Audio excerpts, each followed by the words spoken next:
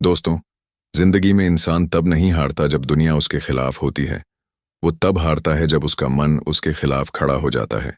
मन वो अदृश्य शक्ति है जो दिखाई नहीं देती, लेकिन उसी के इशारों पर पूरी जिंदगी नाचती है। एक बार गौतम बुद्ध अपने शिष्यों के साथ बैठे थे। एक शिष्य ने पूछा, भगवान, संसार का सबसे बड़ा युद्ध कौन सा है?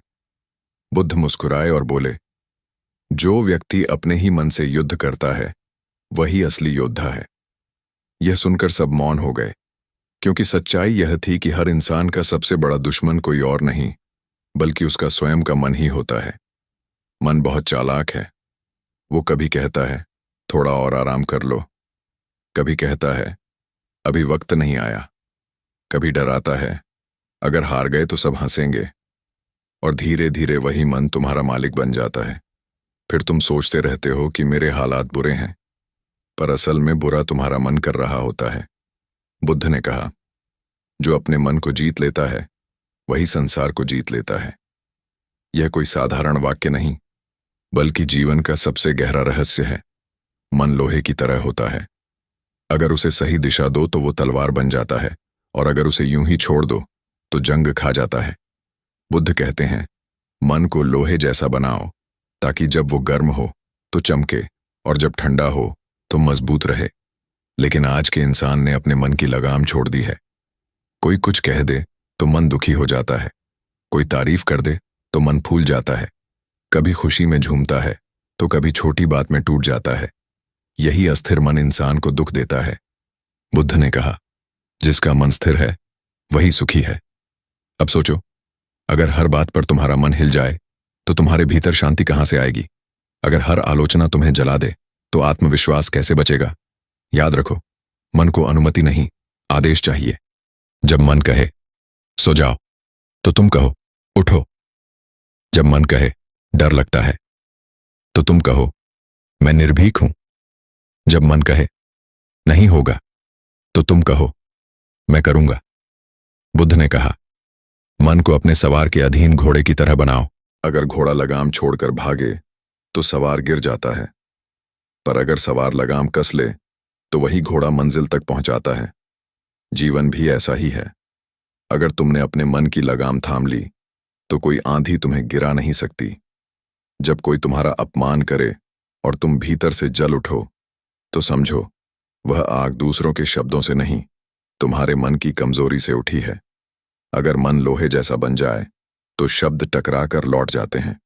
वे तुम्हें जला नहीं सकते, बस सिखा सकते हैं। बुद्ध कहते हैं, कभी किसी के शब्दों को अपने भीतर मत उतरने दो, उन्हें हवा की तरह बह जाने दो। लोहे जैसा मन बनाना मतलब कठोर बनना नहीं है, इसका अर्थ है स्थिर बनना, दिल को बंद करना नहीं बल्कि दिशा देना। बुद्ध कहते हैं, तुम अपने विचार नहीं हो, तुम वो हो जो अपने विचारों को देख सकता है। जब तुम विचारों को देखने लगते हो तो मन का शोर खुद शांत होने लगता है।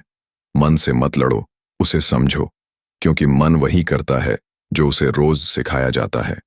अगर रोज उसे डर दिखाओगे तो वो डरपोक बनेगा, अगर रोज उसे साहस दिखाओगे तो वो वीर बन जाएगा।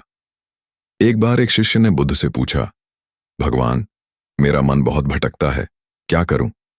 बुद्ध ने दीपक की ओर इशारा करते हुए कहा, जब हवा चलती है तो लौ कांपती है, पर जब वातावरण शांत होता है तो वही लौ स्थिर हो जाती है। मन भी वैसा ही है। जब विचारों की आंधी थमती है तो भीतर का प्रकाश दिखने लगता है। इसलिए बुद्ध कहते हैं, शांत मन ही सबसे शक्तिशाली मन है।